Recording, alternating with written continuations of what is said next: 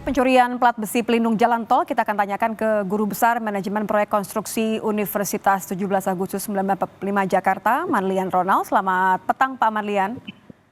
Selamat petang Nisa, suara saya terdengar? Terdengar Pak, saya boleh langsung bertanya terkait dengan pencurian plat besi ini kan kita lihat begitu banyak. Anda melihat seberapa membahayakan pengendara kondisi saat ini? Ya, jadi pertama, Assalamualaikum warahmatullahi wabarakatuh, Bapak dan Ibu sekalian.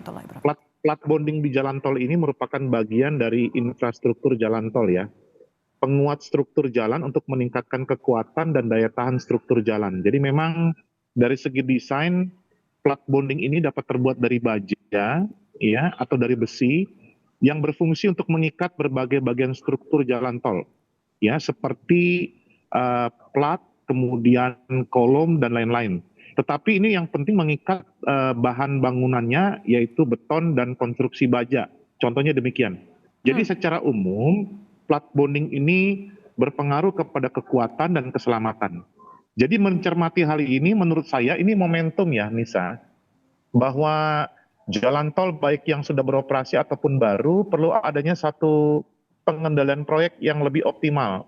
Bagus ini masyarakat bisa mencermati hal ini, ya, bisa melihat berarti peran masyarakat juga penting begitu. Namun sebagai pengelola, baik khusus ataupun pemerintah, baik pemerintah daerah dan pemerintah pusat juga harus ambil perhatian ini, Nisa. Oke, Demikian. jadi artinya kan ini kesempatan untuk lebih mengawasi ya, tidak menunggu sampai ada laporan hilang, apalagi sudah banyak yang hilang. Tapi kalau Anda lihat yang paling disoroti dari kasus pencurian plat besi ini kan satu tadi adalah keamanan.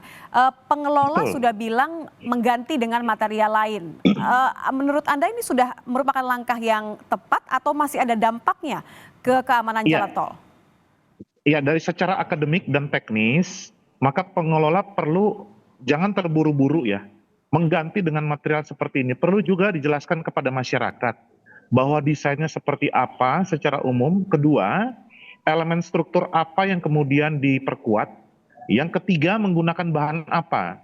Sehingga pemilihan bahan dari plat bonding ini memang tepat untuk desain dan juga bahan yang akan digunakan, Nisa. Nah, ini menjadi penting. Namun, ini juga momentum kenapa artinya kita juga mengerti desain ini. Apakah memang plat bonding dari plat ini menjadi tepat pada saat ini? Kita lihat umur bangunannya juga, umur jalannya ya. Apakah memang plat bonding ini memang sudah waktunya harus ada perawatan atau penggantian? Nah, ini momentum juga gitu loh. Ya. Kalau menurut Anda sudah atau belum? Ini sudah urgent untuk diganti atau ini adalah reaksi saja? Ya, saya belum mendapat data teknis karena belum ke lapangan, namun perlu dicek kembali umur bangunannya bagaimana, kondisi platnya seperti apa. Tapi menurut saya sangat menarik dan aneh ketika dengan mudah masyarakat mencuri dengan menggunakan kunci yang sederhana. Padahal itu kan dipasang dengan begitu kuat untuk menahan beban mati dan beban hidup dari jalan itu. Jadi memang bisa saja indikasinya ada sesuatu yang memang sudah waktunya harus diganti atau memang mungkin sudah tidak mampu lagi menahan beban struktur, kira-kira demikian. Jadi ini mohon dikoreksi, maaf saya potong. Jadi maksud Anda adalah seharusnya kalau ini dibangun dengan begitu kehati-hatian dan sesuai dengan prosedur, tidak akan mudah menggunakan alat sederhana yang diduga ditemukan di lokasi untuk mencopot atau mengambil plat bonding tadi. Diperlukan alat yang jauh lebih profesional, katakan seperti itu? Iya, Nisa, saya tidak menyampaikan bahwa pemasangannya itu gagal tidak, tapi menarik ketika dengan mudah dibuka dengan kunci sederhana. Berarti ini harus momentum juga melakukan kajian terhadap desain kelaikannya gitu, Nisa. Nah, saya usul untuk jalan tol seperti ini perlu dicek juga yang lain sesuai dengan umur bangunannya. Nah, kita cek FS-nya sehingga yang seperti ini tidak terjadi lagi begitu ya. Nah, kedua adalah kita lihat di bawah jalan tol itu harusnya dengan mudah dilakukan pengawasan. Orang segan itu Nisa ke situ. Kenapa? Gelap, ya, kotor dan lain-lain, sehingga tidak dilakukan pengawasan secara visual, secara berkala. Nah, itu yang saya sebut sebagai momentum tadi. Sehingga padahal harusnya ada ya Pak ruang, ya. Harusnya ada pemeliharaan secara berkala ya. Ini adalah hal yang lumrah ya. Dan kemudian ini tantangan bagi jalan tol ataupun infrastruktur yang baru yang lain, Nisa. Ya, supaya ke depan penguatan ini tidak mengurangi kemampuan dari elemen struktur menahan beban. Demikian. Oke, tadi sempat saya potong, boleh Anda jelaskan kembali kalau penggantiannya menggunakan tadi fiber polimer, apakah ini sudah tepat? Kalau memang butuh pemeliharaan, perlu ada penggantian secara menyeluruh, menurut Anda berapa lama waktu yang diperlukan? Ya, secara akademik penggunaan fiber polimer perlu dikaji dari desain yang awal. Awalnya kan menggunakan plat. Kemudian menggunakan fiber polimer itu harus dikaji dulu desainnya, Nisa. Jadi saya belum bisa menjawab secara pasti, namun kenapa menggunakan pemilihan bahan tersebut? Tentunya yang pertama, prinsipnya tidak mengurangi kemampuan keamanan dalam menanggung beban struktur yang ada. Kedua, seharusnya kuat dan tahan lama, betul ya? Sehingga umurnya cukup panjang. Itu idealnya.